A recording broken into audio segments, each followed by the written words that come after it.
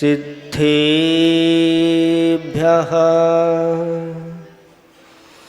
ॐ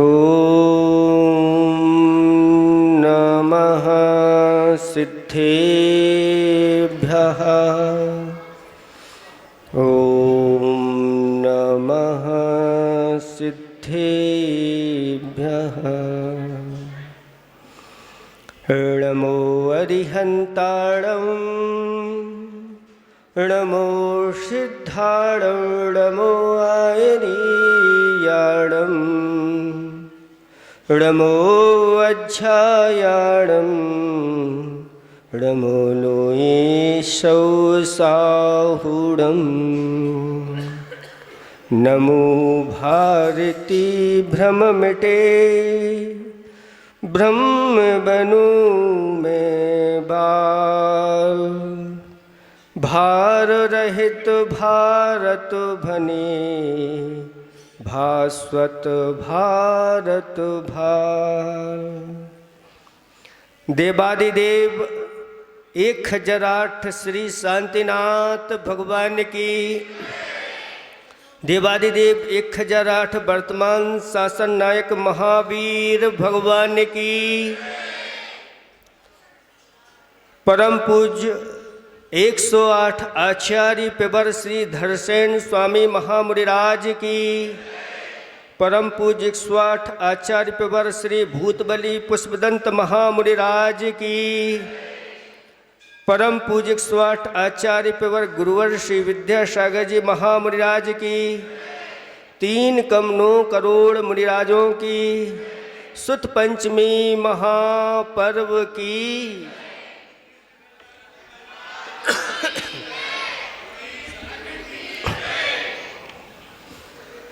धर्म स्नेही भव्यात्माओं, आज का यह पर्व बहुत ही पावन पर्व है। आज साक्षात त्रिलोक चूड़ामणि अरहंत परमेष्टि हमारे सामने नहीं है, लेकिन उनकी जो दिव्य धुनी खिरी वह दिव्य धुनी गणधर परमेष्टि ने झेली और उसको ग्रंथ के रूप में गुंथित कर दिया। ग्रंथ का अर्थ लिपिबद्ध करने का नाम ग्रंथित नहीं है। अपनी ही बुद्धि में द्वादशांग की रचना कर ली और अपनी वाणी के माध्यम से उन्होंने सबको प्रदान की।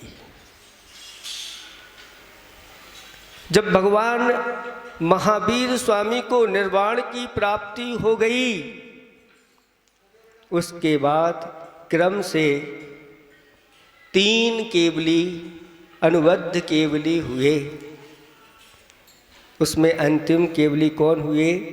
चंबू स्वामी हुए। फिर 62 वर्ष तक इन 3 केवलियों की परंपरा चली। इसके बाद फिर कोई केवली नहीं हुआ।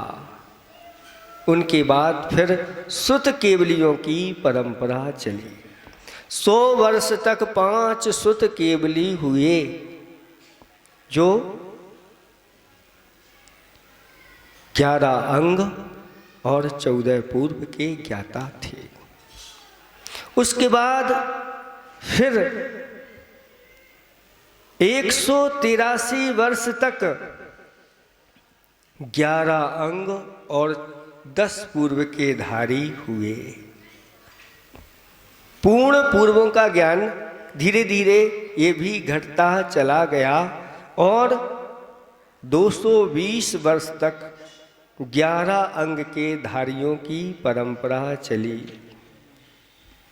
फिर उसके बाद 118 वर्ष तक मात्र एक अंग जो आचारांग है उसको धारण करने वाले आचार्य हुए। ऐसे करके 683 वर्ष तक यह अंगों की परंपरा चलती आई। लेकिन इसके बाद फिर कोई भी एक अंग का धारी नहीं हुआ। मात्र एक देश अंगों का ज्ञान और एक देश पूर्वों का ज्ञान हुआ। धीरे धीरे करके समय व्यतीत हो गया और धरसेन स्वामी महाराज थे, वो एक देश पूर्व के ज्ञाता थे। उनके मन में आया ये धीरे धीरे जिनवाणी का लोप होता जा रहा है। तब उन्होंने ऐसे 2 महाश्रमणों के लिए बुलाया गया जो विशिष्ट ज्ञान को धारण करने वाले थे, प्रज्ञा समर्थ थे। और पुष्पदंत भूतबली महाराज को धरसेन स्वामी ने उस ज्ञान को उन दोनों के लिए दे दिया और उन्होंने लिपिबद्ध करके आज सुत पंचमी को पूर्ण करके सबके सामने वह 60 खंडागम ग्रंथ आ गया।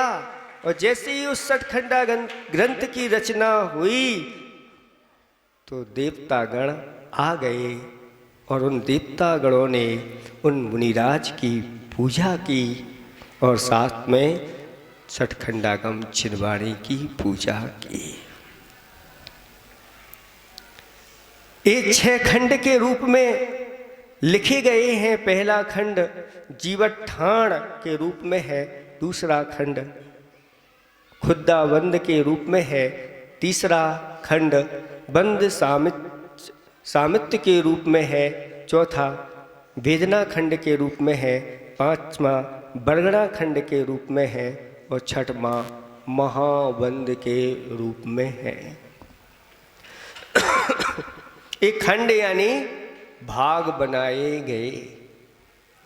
ये 6 खंड, इन 6 खंडों का जो वर्तमान में अच्छी तरह से आलोड़न कर लेता है, अपने अंदर इनको बिठा लेता है, आत्मसात कर लेता है, वह सिद्धांत चक्रवर्ती की वह महापदवी को प्राप्त हो जाता है। जैसे 6 खंडों के ऊपर चक्रवर्ती विजय प्राप्त करता है, ऐसे ही इस 60 खंडागम का ज्ञान उन्हीं को प्राप्त होता है जो अपनी 5 इंद्रिय रूपी मलेच्छ खंड और एक मन रूपी आर्य खंड के ऊपर विजय प्राप्त कर लेता है। ऐसे संयम को धारण करने वाले मुनिराज इसका अध्ययन करते हैं। परंपरा से चलते हुए वीरसेन स्वामी महाराज हुए और वीरसेन स्वामी महाराज ने इन 5 खंडों के ऊपर धबला पुस्तक लिखी, जो धबला पुस्तक 16 भागों में विभाजित है। 16 पुस्तकों में ये लिखी गई और अंतिम जो खंड महाबंद है वह महाबंद तो 7 भागों में वह विभाजित है। 7 पुस्तकें उसकी भी निकली हुई है। ऐसी यह जिनवाणी की परंपरा आज तक निरंतर ये चली आ रही है और इसकी पूजा अर्चना जिनवाणी के अनुयायी करते आ रहे हैं। आप लोग सब उस 60 खंडागम का स्वाध्याय करने में समर्थ नहीं हैं और सबको अधिकार भी नहीं है। तो महाराज अब हम लोग क्या करें? तो हमारे आचार्य भगवंतों ने कहा कोई बात नहीं, आप लोग उसका अध्ययन नहीं कर सकते, आप लोगों के लिए आज्ञा नहीं मिली है, कोई बात नहीं, आप लोग उस जिनवाणी की, उस 60 खंडागम की अच्छी तरह से अष्टद्रव्यों से पूजा कर लो। और बार बार उसके लिए विनय के साथ नमस्कार करो। और उसकी सेवा कैसे करो? तो अच्छे अच्छे ऐसे ग्रंथों को छपवा करके उन पर अच्छे अच्छे अक्षार आदि प्रदान करके उनकी सेवा जो इस प्रकार से करता है उसके लिए भी वही फल मिल जाता है जो इनका अध्ययन करने वाले को मिलता है। और बहुत अच्छी सुविधा आचार्य भगवंत पुष्पदंत भूत बली महाराज ने आप लोगों के लिए दी है कि आबाल वृद्ध, बच्चों से लेकर के बूढ़े तक इस ग्रंथ का मंगलाचरण इस पृथ्वी पर करते हैं। बच्चों को जब शुरुआत करते हैं कुछ धर्म की शिक्षा सिखाने के लिए तो सबसे पहले उनको णमोकार मंत्र सिखाया जाता है। ये णमोकार मंत्र क्या है? इस षटखंडागम ग्रंथ का मंगलाचरण है। और इस णमोकार मंत्र की महिमा आचार्य भगवंतों ने कहा कि जिन शासनस्य सारो, जिन शासनस्य सारो, ये जिनेंद्र भगवान के शासन का सार कोई है तो वह क्या है? णमोकार है। द्वादशांग और पूर्व का उद्धार इस णमोकार मंत्र से ही इस प्रकार से हो जाता है। 14 पुब्बादो ऐसा कहा, जो समुद्धारो, अंगाण और अंग और 14 पूर्व का जिससे निकलना हो जाता है, ऐसा जस मड़े णमोकारो, जिसके मन में यह नमोकार मंत्र होता है, संसारो तस्य किम कुड़ई, संसार उसका क्या कर सकता है, क्या बिगाड़ सकता है? संसार उसका कुछ भी बिगाड़ नहीं सकता जिसके मन में नमोकार मंत्र हो। एक आगम में कथा आती है कि एक सेठ जी थे और उन सेठ जी धर्मात्मा थे, निरंतर णमोकार मंत्र की आराधना करते रहते थे। चित्त में उनके णमोकार मंत्र बसा हुआ था। उनके एक शिव कुमार नाम का पुत्र था, जो पुत्र कुसंगति में पड़ जाने के कारण सप्त विष्णु में लिप्त हो गया। पिताजी उसको लेकर के बहुत चिंतित रहते थे और बार बार उसको समझाते थे, लेकिन वह अनेक कुतर्कों के द्वारा वह पिताजी को ही उल्टा समझाने लग जाता था। ऐसे करते करते पिताजी बीमार पड़ गए और अब उन्हें लगा कि हमारे अब अंतिम समय चल रहा है। और पुत्र को बुला करके कहा, बेटा शिव कुमार, अब मेरा जीवन कुछ घंटों का बचा हुआ है और मैं तुमसे एक वचन चाहता हूं। यह णमोकार मंत्र द्वादशांग का सार है, सभी मंत्रों का राजा है, सभी पापों का नाश करने वाला है, सभी मंगलों में आद्य मंगल है। मरणासन्न अगर किसी व्यक्ति को सुना दिया जाए तो ऐसे पापी जीव भी देवगति को प्राप्त हो जाते हैं। एक कुत्ता भी मर करके वह यक्षों का इंद्र बन जाता है। जन्म के समय अगर ये किसी को सुनने के लिए मिल जाए, कान में पड़ जाए, तो उसका पूरा का पूरा जन्म सार्थक हो जाता है, उसका पूरा जन्म संपन्नता के साथ निकलता है। ऐसी इस नमोकार मंत्र की महिमा है। बेटा मुझे वचन दे कि जब भी तुम्हारे ऊपर कोई तुम संकट में फंस जाओ या संकट आ जाए तो इस नमोकार मंत्र को जरूर स्मरण करोगे, श्रद्धा के साथ, आस्था के साथ। वह कहता है पिताजी हम आपको वचन देते हैं, इस नमोकार मंत्र को हम जब भी कोई संकट आएगा इसकी आराधना हम करेंगे। ऐसा कहते हुए पिताजी ने आंखें मूंद लीं और पंच परमेष्टि के स्मरण में, नमोकार मंत्र के स्मरण में लीन हो गए और पंच परमेष्टि का स्मरण करते हुए वह दिवंगत हो गए, जाकर के स्वर्ग में जाकर के उत्पन्न हो गए। कहते हैं तप के द्वारा तो सभी स्वर्ग प्राप्त कर लेते हैं, लेकिन जो विशेष रूप से ध्यान के साथ स्वर्ग जाते हैं वे वास्तव में बहुत जल्दी शाश्वत सुख को प्राप्त कर लेते हैं। जो यहाँ से नमोकार मंत्र पढ़ करके और अंत समय में मृत्यु को प्राप्त हो जाता है, उनका ध्यान करते हुए वह बहुत शीघ्र ही शाश्वत सुख को प्राप्त हो जाता है।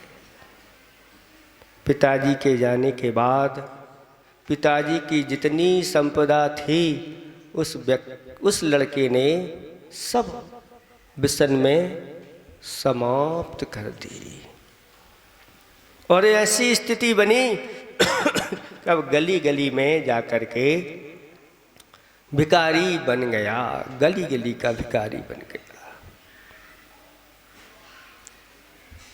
एक दिन एक गली में घूम रहा था और एक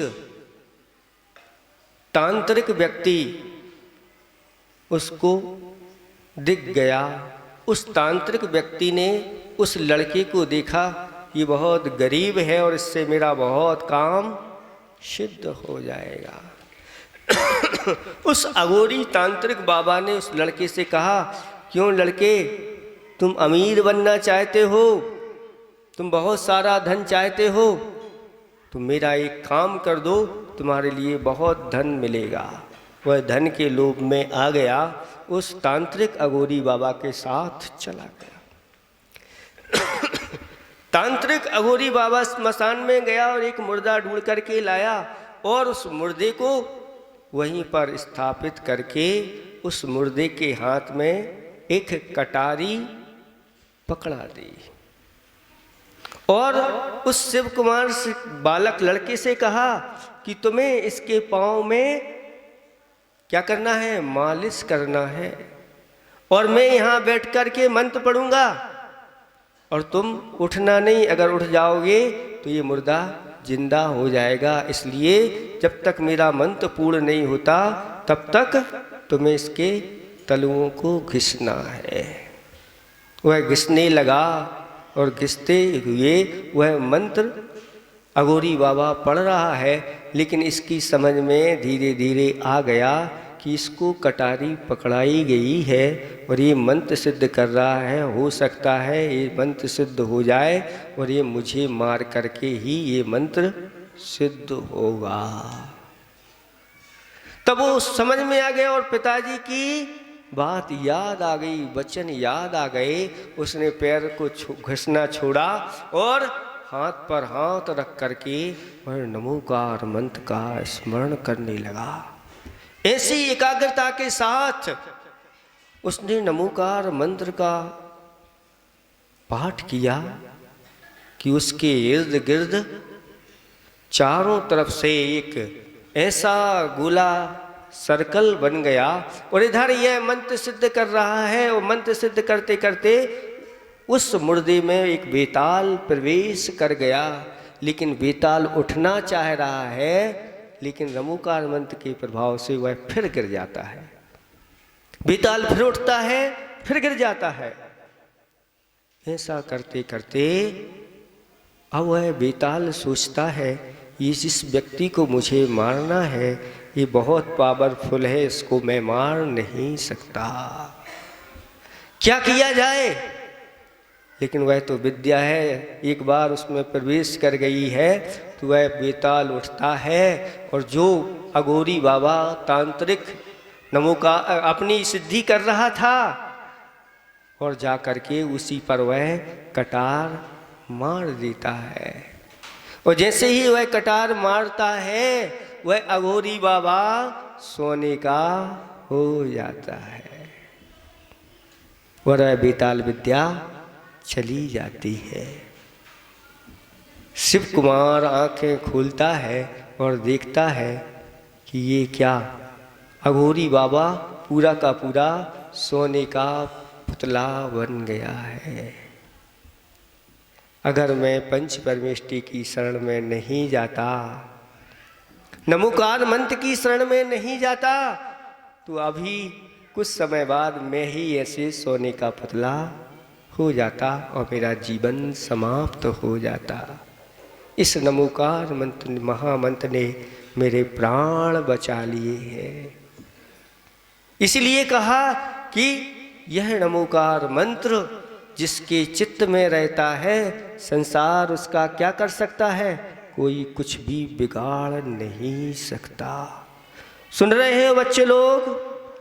इस कहानी को सुनो, अच्छे ध्यान से सुनो। नमोकार मंत्र जिसके अंदर रहता है उसका कोई कभी कुछ बिगाड़ नहीं सकता। नमोकार मंत्र के साथ जो जाता है वह सद्गति को जाता है। इसलिए प्रत्येक क्रिया के प्रारंभ में नमोकार मंत्र पढ़ना चाहिए। चाहे वह खाने की क्रिया हो, चाहे पीने की क्रिया हो, चाहे घर से निकलने की क्रिया हो, चाहे दुकान खोलने की क्रिया हो, चाहे दुकान बंद करने की क्रिया हो। एक कदम आगे बढ़ाओ। एक आपको बहुत अच्छी चीज देना चाहते हैं। स्वर विज्ञान के अनुसार, स्वर विज्ञान कहता है कि जब भी आपका जो स्वर चल रहा है, कौन सा स्वर चल रहा है, दायां स्वर या बायां स्वर, जो स्वर चल रहा है, श्वास लेते हुए अगर बायां स्वर चल रहा है तो बायां कदम श्वास भरते हुए आप आगे बढ़ाओ और साथ में नमोकार मंत्र का स्मरण करते हुए आप निकलिए। आपकी सुरक्षा हमेशा बनी रहेगी। दायां चल रहा है तो दायां स्वर अंदर भीतर लेते हुए श्वास भरते हुए नमो अरिहंताणम कहते हुए और अपना दायां कदम आगे बढ़ाओ। आपकी सुरक्षा हमेशा बनी रहेगी। ऐसे प्रत्येक कार्य को आप करिए। नमोकार मंत्र पहले पढ़िए, फिर भोजन करिए। क्या पता भोजन के बाद जीवन रहा कि नहीं रहा। सोने के पहले नमोकार मंत्र पढ़िए, क्या पता उठे कि नहीं उठे। अगर उठ गए तो फिर भगवान पंच परमेष्टि को फिर स्मरण कर लो। आपकी कृपा से आज फिर मुझे नया जीवन मिला है, उस जीवन को मैं फिर अच्छी तरह से जीऊँगा। इस प्रकार से ये आप सबके ऊपर, हम सबके ऊपर आचार्य भगवंत पुष्पदंत भूत बली महाराज ने कृपा की कि ये मंगलाचरण के रूप में आपको नमोकार मंत्र दिया। नमो अरिहंताणम कहते ही कितने अरहंतों को नमस्कार हो जाता है। तो अतीत में जितने अरहंत हो चुके हैं, वर्तमान में जितने अरहंत विद्यमान हैं और भविष्य में जितने अरहंत होंगे अनंतानंत, उन सब अरहंतों को नमस्कार हो जाता है। नमो अरिहंताणम कहते। नमो सिद्धाणम में भूत वर्तमान और भविष्य के सभी सिद्धों को नमस्कार। अभी जो सिद्ध नहीं हुए, आगे जाके जो सिद्ध होंगे उनको भी, उन सभी सिद्धों को लिए नमस्कार हो। इसी प्रकार से भूत वर्तमान और भविष्य के सभी आचार्यों को, भूत वर्तमान भविष्य के सभी उपाध्यायों को, भूत वर्तमान और भविष्य के सभी साधुओं को इस नमोकार मंत्र में नमस्कार किया। हमारे आचार्य भगवंतों ने कहा, नट्ठी नट्ठी पारो सुदीड़म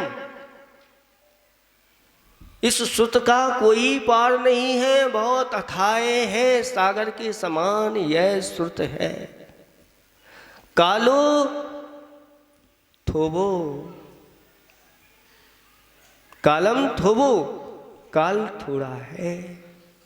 वयम च दुम्मेहा, और हमारी बुद्धि जो है वह कैसी है?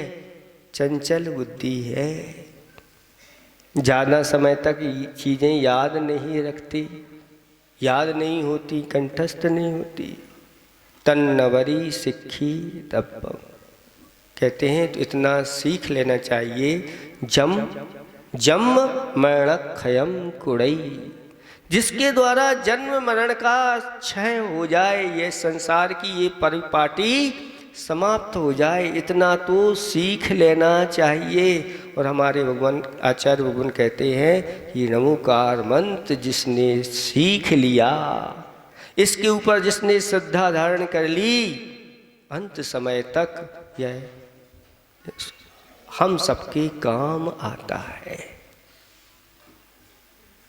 कहते हैं नमोकार समम मंत्रम, नमोकार समम मंत्रम, और बीतराग समम प्रभुम, और संवेदाचल समम यात्रा, न भूतो न भविष्यति। नमोकार मंत्र के समान कोई दूसरा मंत्र न भविष्य में हुआ था, न है, न होगा। और बीतराग भगवान के समान कोई दूसरे भगवान न थे, न है, न होंगे। और संवेदाचल की यात्रा के समान कोई न दूसरी यात्रा थी, न है, न होगी, न भूतो न भविष्यति। ये तीन ऐसे रत्नात्रय हैं जो अपने जीवन में अगर आप लोगों ने उतार लिए तो ये जीवन पूरा का पूरा सार्थक हो जाएगा। उसने विचार किया, आज मैं नमोकार मंत्र की कृपा से बच गया, और वह स्वर्ण पुरुष को लेकर के राजा के पास पहुंच जाता है और राजा को सारी घटना सुना देता है। राजा कहता है, ये तुम्हारे लिए नमोकार मंत्र के प्राप्त से स्वर्ण प्राप्त हुआ है, इस स्वर्ण को तुम ही रखो और आज से संकल्प लो कि जीवन में कभी ऐसे विष्णु का सेवन नहीं करेंगे जिसके माध्यम से तुम्हें दर दर की ठोकर खानी पड़ी। अभी यहाँ पर कहा जा रहा है कि बच्चे, सभी लोग, बच्चे लोग विष्णु का त्याग करें। बड़े लोग, बड़े क्या करें? अभी बच्चे हैं, अभी वैसे पसंद नहीं करते इनको। तो जो बड़े लोग विष्णु में लगे, ये 7 विषण, ये 7 नरक के द्वार हैं, 7 नरक के द्वार हैं। अगर इसमें से किसी ने एक से भी अगर संपर्क कर लिया, नरक रूपी कंपनी ने अपने 7 एजेंट छोड़ के रखे हैं इस पृथ्वी पर, उनसे आप संपर्क, अगर एक से भी संपर्क कर लिया, आपने नशीले पदार्थों से संपर्क कर लिया, आपने जुआ से संपर्क कर लिया, आपने मांस आदि वस्तुओं के सेवन से संपर्क कर लिया, आपने शिकार खेलने से संपर्क कर लिया, आपने चोरी से संपर्क कर लिया, आपने पर स्त्रियों से या स्त्रियों ने पर पुरुषों से संपर्क कर लिया, और वेश्याओं से संबंध बना लिया, या अथवा स्त्रियों ने ऐसे विष्ट पुरुषों के साथ संपर्क बना लिया। ये 7 नरक के एजेंट हैं, द्वार हैं, इनसे एक से भी संपर्क कर लो, इन नरकों में पहुंचा देते हैं। इसलिए सभी को आज संकल्पित होकर के इन विष्णु का त्याग करना है, और इस जिनवाणी की आप लोगों के लिए अच्छी तरह से विनय करना है। जो जिनवाणी की जितनी विनय करता है, जिनवाणी उसको उतना ही ऊंचे उठाती चली जाती है। ये जिनवाणी है, जिनेंद्र भगवान की वाणी है। सरस्वती कहलाती है। एक सरस्वती ये है, ये पारलौकिक सरस्वती है। दूसरी लौकिक सरस्वती जो आप लोग पढ़ते हैं विद्या आदि को, वो भी एक सरस्वती है। दोनों की विनय अच्छी तरह से करना चाहिए, नहीं तो आप लोग अगर विनय नहीं करोगे, पहले देखो अब इसकी विनय कैसे समाप्त होती चली जा रही है। हमारे गुरुदेव कहते थे कि जब हम स्कूल जाते थे, सुनो, पाठशाला जाते थे, तो अपनी सरस्वती को कहाँ, सिर पर रख करके ले जाते थे। और जो जिनवाणी को, सरस्वती को सिर पर रख करके ले जाता है और लेकर के आता है, जिनवाणी उसके मस्तिष्क में अच्छी तरह से बैठ जाती है, उसी का परिणाम स्वरूप है कि पूरी की पूरी जिनवाणी हमारे गुरुदेव के मस्तिष्क में विद्यमान हो गई। फिर धीरे धीरे हम लोग जब पढ़ते थे तो उस सरस्वती को ऐसे हृदय से लगा करके ले जाते थे। धीरे धीरे देखो विनय कम होती चली जा रही थी कि पहले सिर पर रख करके फिर विनय के साथ। लेकिन धीरे धीरे फिर क्या हुआ, ये बच्चे लोग अब इधर लगा के नहीं, ऐसे दबा करके उनको ले जाने लगे। फिर ऐसे बढ़ते बढ़ते फिर वह सरस्वती पीठ पर आ गई। कहाँ आ गई? पीठ पर, मतलब अब बोझ बन गई। जिस दिन सरस्वती बोझ बन जाएगी उसी दिन आपकी बुद्धि कुबुद्धि हो जाएगी। और धीरे धीरे करके स्थिति ऐसी हुई कि अब वो पीठ पे ना रह के पीठ से और नीचे खसक गई और पिट्ठू बैग पृष्ठभाग के नीचे लटकने लगे। बड़े बड़े कॉलेजों में लड़के लड़कियां ऐसे ही पिट्ठू बैग पीठ पे नहीं, वह पृष्ठभाग पर नीचे अधोभाग में लटकी हुई, वह उनकी सरस्वती ऐसी। अब बताओ ये कहाँ जा रहा है? यह भारत देश, जहाँ भारत देश में सरस्वती को कितना ऊंचा स्थान दिया जा रहा था, आज इस भारत देश में उस सरस्वती को कहाँ पहुँचाया जा रहा है? ऐसे कौन से गुरु महाराज हैं जो ऐसी शिक्षा दे रहे हैं पढ़ने वालों के लिए? ऐसे कौन हैं पढ़ाने वाले? आप लोगों को भी सावधानी रखना। बच्चों को पाठशाला में इस प्रकार के बैग जो बिल्कुल नीचे तक लटकते हैं, वो बैग नहीं देना। इस प्रकार के बैग देना कि इसको हाथ में रख के कम से कम हृदय में लगा करके लाएं। और जितनी विनय, भली ज्ञान कम हो कोई बात नहीं, लेकिन अगर ज्ञान की विनय है तो फिर सब कुछ होता है। विद्या ददाति विनयम, विद्या विनय देती हो, विनय विद्या देती है। विद्या ददाति विनयम विनयादि याति पात्रताम पात्वात् धर्माप्नोति धनात् धर्मा तथा। धन से धर्म और धर्म से धन आदि, ये सारे एक दूसरे के इस प्रकार की चीजें हैं। इसलिए इसकी विनय पूर्ण होना चाहिए। और राजा ने कहा जाओ अब इस प्रकार के विषन नहीं करना और अच्छे धर्म ध्यान के साथ अपना समय व्यतीत करो। वह सारा धन लेकर के घर पहुंचता है और गुरु महाराज के पास जाकर के, और वह अच्छी तरह से व्रतों को अंगीकार करता है। घर में रह कर के जो व्रत पालन होते हैं, और घर आकर के उस स्वर्ण को बेच करके एक भव्य जिनालय का निर्माण कराता है और उसमें रत्नमयी प्रतिमा विराजमान करता है। ऐसे महान पुण्य का संचय करके बाद में सब कुछ छोड़ करके जाके दिगंबर मुद्रा को धारण कर लेता है। इस जीवन का सार कोई है तो ये है संयम, और संयम को धारण करके अंत में समाधि वर्ण कर लेता। ये नमोकार मंत्र अपने आप में परम मंत्र है।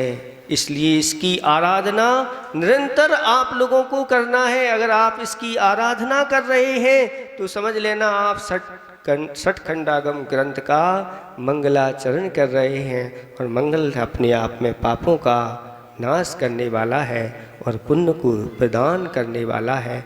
ऐसा यह मंगलाचरण आप लोग भूलना नहीं। और भी षटखंडागम ग्रंथ में 9वीं पुस्तक में, जो धबला की पुस्तक 9वीं पुस्तक है, उसमें भी मंगलाचरण के रूप में 48 रिद्धि मंत्रों का प्रयोग किया गया है। णमो जड़ाणम, णमो वही जड़ाणम, णमो परमो ही जड़ाणम। ऐसे करते करते ये 48 रिद्धि मंत्रों के द्वारा नमस्कार किया गया है और उसकी महिमा बताई गई है। जो कभी कभार आप लोग शांति धारा में उन रिद्धि मंत्रों का प्रयोग करते हैं, वो षटखंडागम के सूत्र हैं, आप लोगों को सुनने मिल जाते हैं। उनके सुनने मात्र से पापों की निद्रा होती है और पुण्य का संचय होता चला जाता है। इसलिए अच्छी तरह से इनको आप लोग आराधना इनकी करिए। और ये जो षटखंडागम ग्रंथ है, यह कौन सी भाषा में लिखा गया? प्राकृत भाषा, इसको पाई भाषा बोलते हैं। पाई भाषा या पागद भाषा। इस पागद भाषा का ज्ञान भी आप लोगों को थोड़ा थोड़ा होना चाहिए। ये शुद्ध पंचमी पर्व आपको प्राकृत भाषा के रूप में ही मनाना चाहिए और इसका प्रचार प्रसार करना चाहिए। और आज से जो पाठशाला पढ़ाने वाली बहनें हैं, उनको भी हमारा यही कहना है, आज से शुरुआत कर देना, थोड़े थोड़े रूप में बच्चों को प्राकृत सिखाना। एक साल अगर इनको अच्छे से पढ़ा दिया तो ये प्राकृत के विद्वान बन जाएंगे और दूसरे लोगों को भी पढ़ाने लग जाएंगे। इसलिए प्राकृत भाषा के रूप में ये शुद्ध पंचमी पर्व आप लोगों को अच्छे से मनाना है, क्योंकि बड़े बड़े ग्रंथ षटखंडागम ग्रंथ हैं और धबला ग्रंथ हैं जय धबला ग्रंथ हैं और जीवकांड है, कर्मकांड है, छपरासार है, कुंद कुंद स्वामी महामुनिराज के ग्रंथ हैं।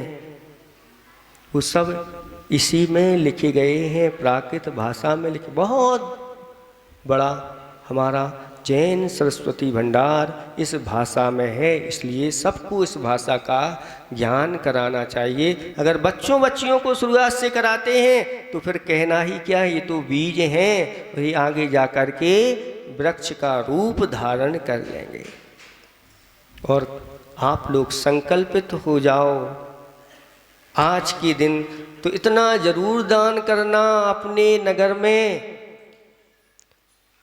इतना जरूर दान करना आज शुद्ध पंचमी के दिन, कि आज के दिन दिया गया दान पूरे वर्ष भर पाठशाला में पढ़ने वाले बच्चों के काम आ जाए। हर शुद्ध पंचमी पे आप लोग इस प्रकार का दान करना कि इस राशि से हमारे बच्चों की पाठशाला, आप लोग लौकिक शिक्षा के लिए तो लाखों रुपए खर्च कर देते हैं, इधर एक राशि बना लेना और उस दिन अच्छी तरह से जिनवाणी को भेंट करना, गुरुओं को करना या भगवान प्रभु हैं तो उनके सामने भेंट कर देना और ये राशि पाठशाला में जाए। प्रत्येक घर में से कोई बचे नहीं तो समझ लेना आपकी शुद्ध पंचमी मनाना सार्थक है।